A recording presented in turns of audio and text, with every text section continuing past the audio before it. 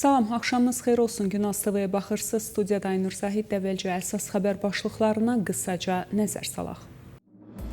ABŞ qəti qələbə qazanıb Donald Trumpdan açıqlama. Birləşmiş Ştatlar İranda əsas hərbi məqsədlərinə nail oldu, hətta onları aşdı. ABŞ və İran arasındakı atəşkəs Livana aid edilmir, Netanyahudan açıqlama. İran və Oman Hörmüz boğazından keçid üçün ödəniş tətbiq edəcək. Hindistan 7 ildən sonra ilk dəfə İran nefti alacaq.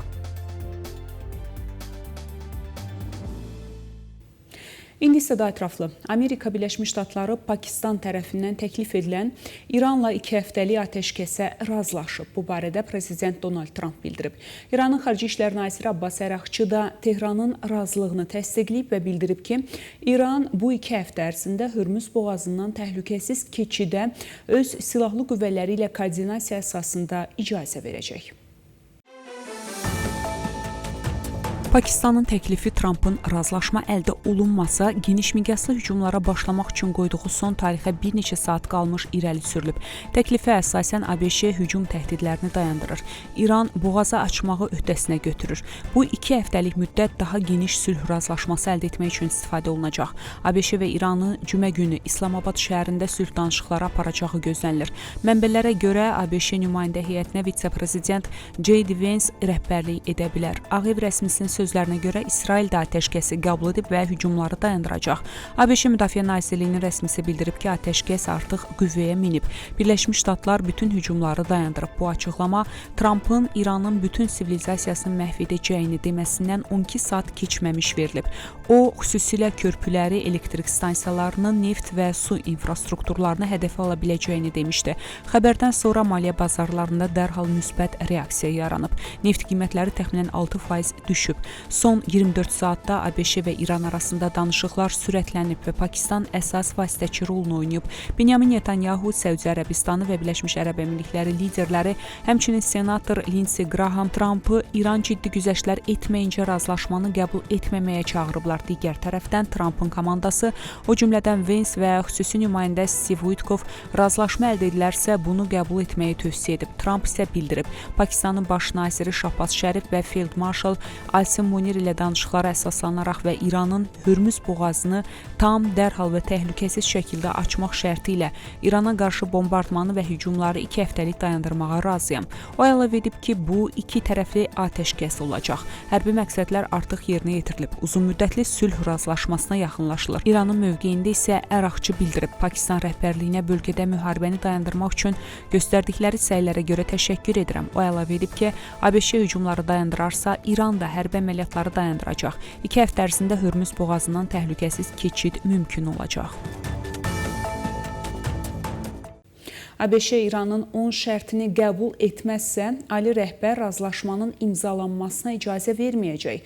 Fars agentliyinin xəbərinə görə bunu İran parlamentinin sədr müavini Əli Nikzad deyib. O əlavə edib ki, Hörmüz boğazı heç vaxt müharibədən əvvəlki vəziyyətə qayıtmayacaq. Qeyd edək ki, İranın razılaşma üçün irəli sürdüyü maddələr arasında İrana və regionda dəstəklədiyi qüvvələrə qarşı hücumun tam dayandırılması, bütün sanksiyaların ləğvi, İrana dəyən ziyanın kompensasiya edilməsi, İranın uranın zənginləşdirilməsi hüququnun tanınması və digər tələblər var. İranla 2 həftəlik atəşkəs razılaşması əldə edildikdən sonra ABŞ tam və qəti qələbə qazanıb. Bunu Birləşmiş Ştatlar prezidenti Donald Trump AFP-yə açıqlamasında deyib. Tam və qəti qələbə 100% və bu barədə heç bir şübhə yoxdur, deyə Trump bildirib. ABŞ lideri razılaşma pozularsa İranın mülki elektrik stansiyalarını və körpülərini darmadağın etmək barədə ilkin təhdidlər barədə suala ətraflı cavab verməyib. Bunu görməli olacaqsınız. Onun sözlərinə görə İranın zənginləşdirilmiş uran məsələsini həll ediləcək. İranı 2 həftəlik atəşkəs razılaşması üçün danışıqlar masasına gətirməyə Çinin kömək etdiyinə inanıram, deyə Trump əlavə edib. Vaşinqton razılaşma əldə edə bilməzsə, İrana qarşı hərbi əməliyyatlara çox asanlıqla qayıdacaq. Bu sözləri ABŞ prezidenti Donald Trump Sky News-a bildirib. Tramp qeyd edib ki, hazırki danışıqlarda irəliləyiş var və İranda iddia edilən maksimalist tələblərin əslində çox hissəsi artıq razılaşdırılıb. Əgər razılaşma yaxşı olmazsa, biz çox asanlıqla geri dönəcəyik, deyə Tramp qeyd edib. Bu, Prezident Donald Trump və möhtəşəm ordumuzun ABŞ üçün əldə etdiyi bir qələbədir. Bu sözləri Ağ Evin mətbuat katibi Caroline Leavitt X-də yazıb. Epik qəzəb əməliyyatının əvvəlindən etibarən Prezident Trump bunun 4-6 həftə davam edəcək bir əməliyyat olacağını proqnozlaşdırmışdı. Döyüşçülərimizin inanılmaz imkanları sayəsində biz 38 gün ərzində əsas hərbi məqsədlərimizə nail olduq və hətta onları aşdıq, deyə o bildirib. Ağ Evin sözçüsü Prezident Trumpın Hörmüz boğazının yenidən açılmasına nail olduğunu da qeyd edib. Leavitt müharibə zamanı və baş qərargah rəisinin bugünkü brifinqdə daha ətraflı məlumat verəcəyini diqqətə çatdırıb. İsrailin baş naziri Benyamin Netanyahu ABŞ və İran arasında müvəqqəti atəşkəs haqqında razılaşmanın Livana şamil edilmədiyini bildirib. Bu barədə İsrail hökumət başçısının dəftərxanasının ABŞ prezidenti Donald Trumpın zərbələrin dayandırılmasını elan etməsindən bir neçə saat sonra yaydığı bəyanatda deyilir. Bəyanata əsasən Təl-Əviv, Tehranın dərhal boğazları açması, ABŞ, İsrail və region dövlətlərinə qarşı hücumları dayandırması şərti ilə Vaşinqtonun İrana endirilən zərbələri 2 həftə müddətinə dayandırmaq qərarını alqışlayır. Sənəddə həmçinin qeyd olunur ki, İsrail Ağ Evin İranın bir daha ABŞ, İsrail, İranın ərəb qonşuları və bütün dünya üçün nüvə, raket və terror təhlükəsi yaratmamasına yönəlmiş səylərini dəstəkləyir. Bununla yanaşı Netanyahunun dəftərxanasından vurğulanıb ki, Amerika tərəfi qarşıdan gələn danışıqlar zamanı bu məqsədlərə nail olmaq niyyəti barədə İsraili məlumatlandırıb. 2 həftəlik atəşkəs rejiminin Livan ərazisini əhatə etmədiyi ayrıca qeyd edilib. Avropa İttifaqının xarici siyasət üzrə rəhbəri Kaja Kallas bildirib ki, Hörmüz boğazı yenidən gediş-gəliş üçün açıq olmalıdır. O, bu barədə X hesabında paylaşım edib.